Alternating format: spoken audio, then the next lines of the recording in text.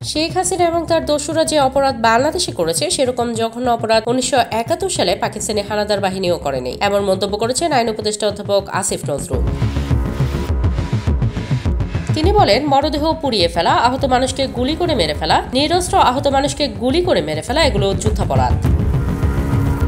মঙ্গলবার ২৯ জুলাই বিচার প্রশাসন প্রশিক্ষণ ইনস্টিটিউটের মিলনায়তনে জুলাই গণহত্যার বিচার আলোচনা ও তথ্যচিত্র প্রদর্শন অনুষ্ঠানে এসব কথা বলেন তিনি।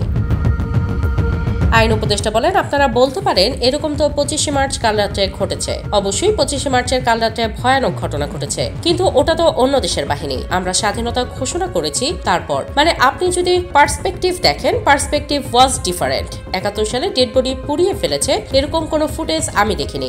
একজন গুলি খেয়েছে, তাকে ধরে পিছু নিয়ে যাচ্ছে তার বন্ধু, সে অবস্থায় গুলি করেছে এরকম কোনো ফুটেজ, কোনো বর্ণনা আমি মুক্তিযোদ্ধাদের কাছে পাইনি। অন্যরকম নৃশংসতা থাকতে পারে, কিন্তু এরকম নৃশংসতার গল্প পাইনি।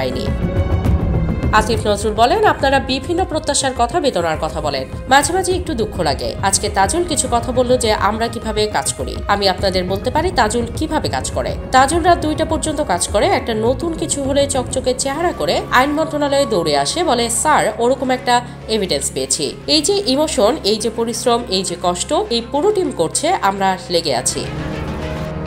আসিফ নজরুল ট্রাইব্যুনালে গণহত্যার বিচার প্রক্রিয়া সম্পর্কে বলেন, তাজুলের সঙ্গে দেখা হলে প্রথম কথা, আমরা নিজের কাছে নিজে মুখ দেখাতে পারবো না, আল্লাহর কাছে জবাব দিতে পারবো না। বারবার একটা কথাই বলি, বিচার কত ভালোভাবে করা যায়, কতটুকু করা যায়। তারপরও অনেক অভিযোগ শুনি, অনেক কিছু শুনি, খুব দুঃখ লাগে মাঝে মাঝে।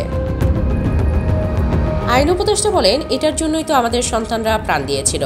আপনারা আমাদের প্রশ্ন করবেন, সমালোচনা করবেন, কষ্ট লাগলেও শুনবো, আবার রিফোকাস করব। কিন্তু আপনাদের একটা জিনিস বলতে চাই, আমি একজন রিলিজিয়াস মানুষ।